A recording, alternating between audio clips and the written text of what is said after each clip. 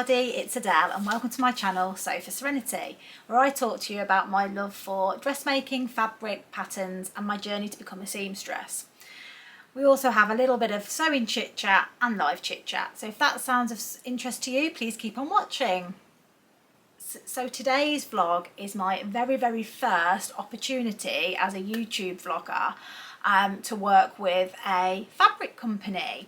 I applied a couple of months ago to a wonderful fabric company called Lush Cloth, who I have purchased fabric from before, to become a blogger/vlogger for them. They put out a call and I put my application in, not really knowing what to expect really, because I was a very new vlogger. I only started vlogging in December and I only started sewing in the summer. But part of my application I talked about how passionate I was about bold prints. I talked about how, you know, sometimes you feel like you can't go for bold prints when you're older. You know, especially some prints are a little bit more childlike, but I really believe that dressmaking is a way to express your style and you shouldn't be scared to just go with patterns that you love. And then I also talked about my love for free patterns as well, and how, you know, sewing as a hobby can be quite expensive, but there are ways out there to create beautiful outfits and garments with free patterns.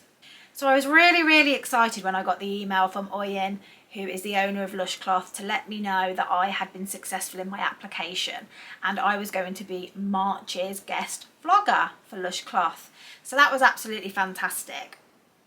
And I knew straight away that I was going to create something from a free pattern, especially because March coincides with the hashtag SewFrugal22. So I think it would be perfect to coincide with that. For inspiration, I headed straight over to the Peppermint Magazine website. Peppermint Magazine is absolutely amazing resource, which when I first started sewing I used quite a lot, and I have made a few items from Peppermint Magazine. Two of those including the Paddington top, which I'll insert a photograph of. I made it in a lovely cotton poplin that I got from Oya Textiles in London. The Paddington top is absolutely beautiful. It's got these voluminous sleeves, a button placket on the back, which can either be fake or a real button placket. I chose to do a real one because it was the first time I'd ever done buttons. And I absolutely love this top. It's quite cropped, and at first I didn't think I liked it, but actually I do like it, as long as you're wearing high-waisted trousers and my belly's not hanging out. But I think if I made it again I'd be keen to make a little bit longer version so I could tuck it into jeans, etc. The other top that I made from Peppermint Magazine is the ruffle top, and this is my absolute favourite make I've ever made so far. I made it in a gingham, a rust gingham from Sew Anonymous, and the fabric was perfect. When you get a pattern and a fabric that it just all comes together perfectly, you just get a really great garment, and this was just a match made in heaven. I had a vision in my head, found the fabric to match with the pattern, and it just worked perfectly, and I'm absolutely in love with it. Again, it's a little bit cropped, but it works really well with this top, and I just love the ruffle sleeves, and it's just perfect. The colours mean I can wear it in the winter and autumn, but also the fabric is summery as well. So yeah, it's just lovely. And I find that although the peppermint patterns are made by different designers, I think the Paddington top is Spoonflower, or might be French Navy, I'm not sure, I'll check. The ruffle top is in the folds, and you know, they're just brilliantly done. They are really clear instructions, and yeah, just really good. So yeah, I knew that that's what I was going to do. So I had a vision in my head of doing some type of jumpsuit, one that was both smart but comfy, and that could be suitable to layer up with things. So it could be a transitional piece through the seasons, you know, take me into from the colder spring months into summer, into winter, into autumn, so I could use it all year round. So when I was looking through the Peppermint website magazine, there was a couple of jumpsuits in there.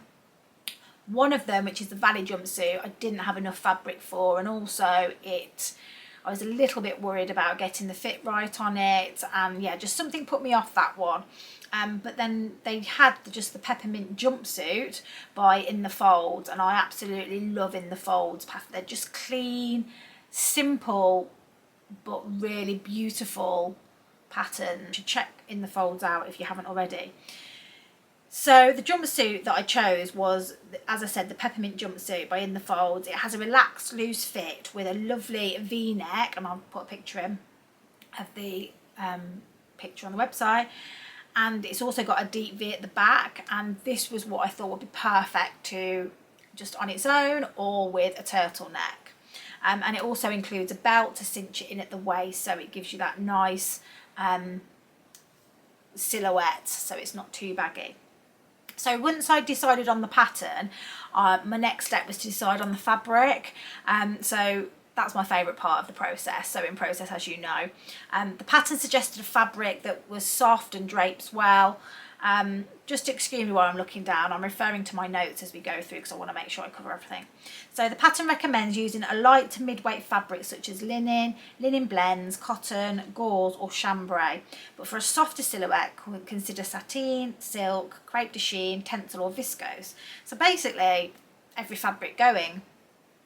After browsing the Lush website, I set my sights on their range of viscose twills that they do.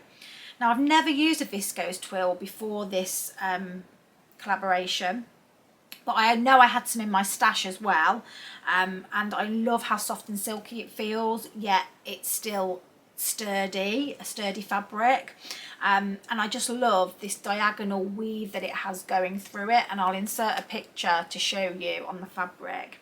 So the pattern recommends 2.6 meters of fabric on 150 centimetre wide, but the pattern's drafted for 5'7", and I'm only 5'3.5" ish, so I thought I'd be fine getting it out of the 2.5 meters, which was what Lush Cloth were gifting me.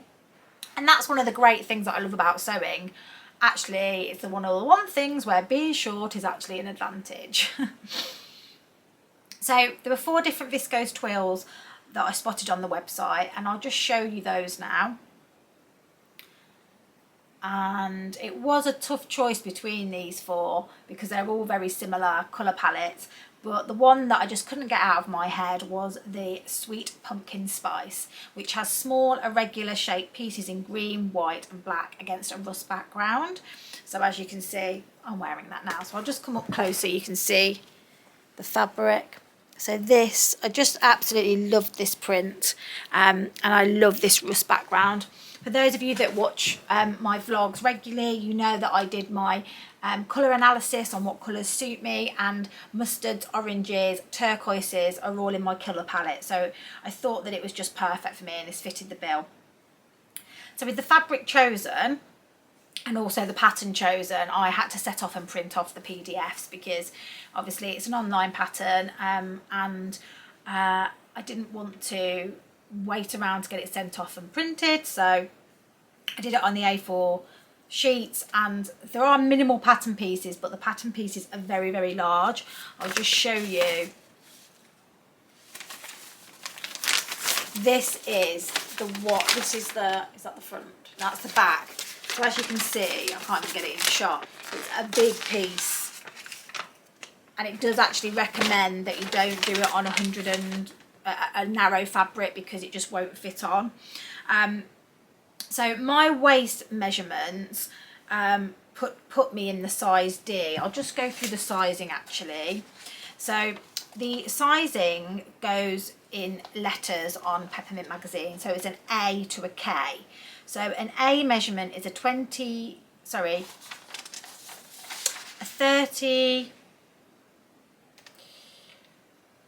inch bust and a 24-inch waist. It doesn't have the hip in the measurements because I don't think that actually matters because of how baggy it is. And it goes up to a 51.5 inch full bust and a 45.5 inch waist. But the finished garment measurements, there's a lot of ease in this pattern. So not so much around the bust, only a couple of inches around the top part. So it's 31.5 inches around the bust, and the waist is 35 inches, and the hip is 41 inches. And it goes right up to a 53-inch bust, a 55-inch waist, and a 60-inch hip. So there is a lot of ease in that pattern. So my waist measurements, I am a 34 bust, a 28-29 waist, and a 37 hip. So based on my bust and my waist measurements, it put me in between a C and a D based on my waist.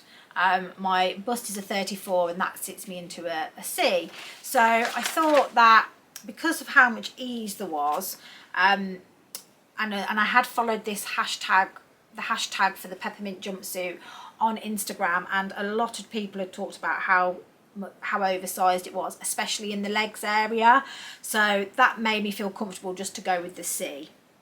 Because a lot of people had said about they'd had to make alterations to the legs afterwards and they weren't happy with it till they'd done that, I decided to do a trial of this, because obviously it's a big responsibility being gifted some fabric, and I didn't want to cut into it and it not be perfect.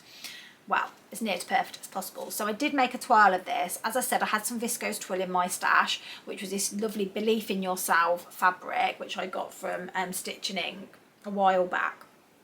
And this was a Viscose Twill, and I had approximately 3 meters of this as well.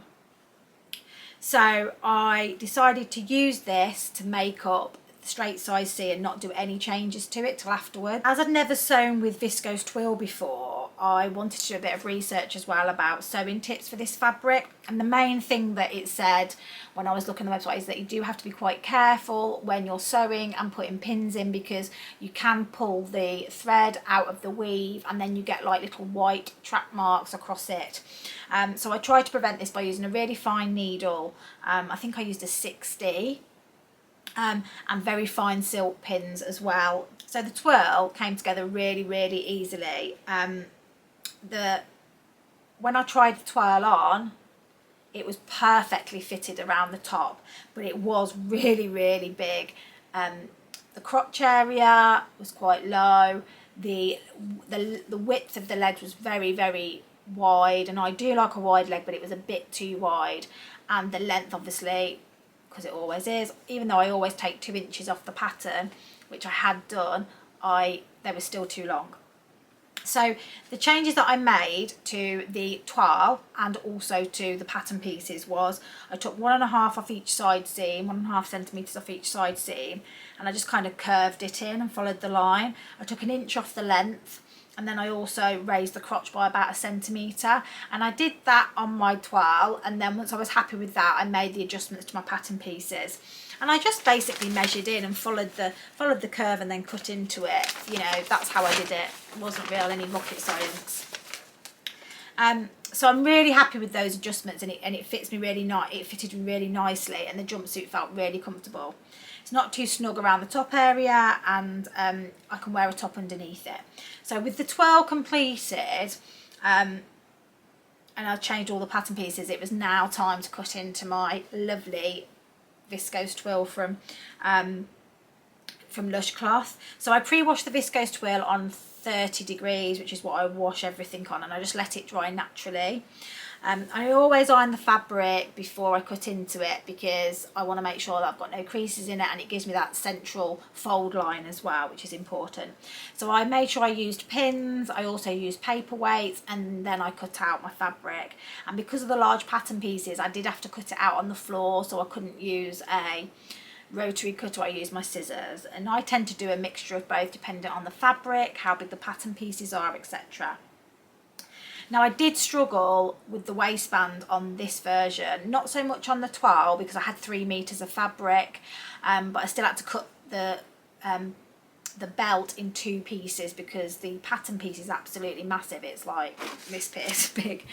So I had to cut that in half and join it together, but it was fine. With this fabric, because I only had 2.5 meters, I had to cut it into 4 pieces, but again, it was fine. I just went with it. I did consider doing it in a contrasting fabric, but I was really keen to keep it all as the same fabric. And it looked fine once I'd sewed it all together. So the instructions for this jumpsuit, I mean, it's classed as an advanced beginner, which I would say is correct, because the techniques, it's not that difficult fitting wise, but it has got an invisible zip and it has got a facing in it. So the instructions were really clear and I had no problem at all. And I was concerned because of the invisible zip. For those of you that follow me, you know I hate invisible zips. And it's just because I'm not very practiced at it. And I have struggled with it in the past.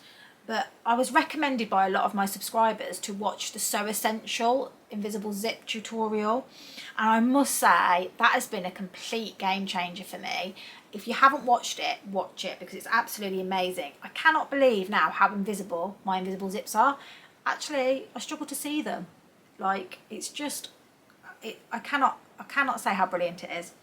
So I also did change my invisible zip foot. The foot I had was not great, and I watched the Stitch Sisters tutorial on invisible zips, and they talked about their old invisible zip per foot and their new invisible zipper foot, and the one that they use now has got much deeper grooves for the teeth of the zip to go in. So I definitely recommend, if you are having problems, check what kind of zip foot you've got, because since I've changed that, it's just been brilliant. So the pattern also calls for a facing, as I mentioned, around the front here. And I'll insert pictures along the way when I'm talking about this. And it talks you through the burrito method, which I had done once before on my sewing course, but oh god, I was so confused. I would never have been able to do it again. The instructions were absolutely fantastic about the burrito method, and it just creates such a lovely finish. So I really enjoyed doing that part of the process. I'm going to stand up and show you. I will insert photographs of the finished garment, but this is the finished garment, and I have actually teamed this with a Freya top from Tilly and the Buttons in this matching turquoise jersey, which, because it's a bit cooler at the moment, but obviously once the summer comes or spring, I'll be able to take this off and just have it separately. And yeah, it's so soft and comfy. I cannot describe to you how comfy this fabric is. It's just so lovely.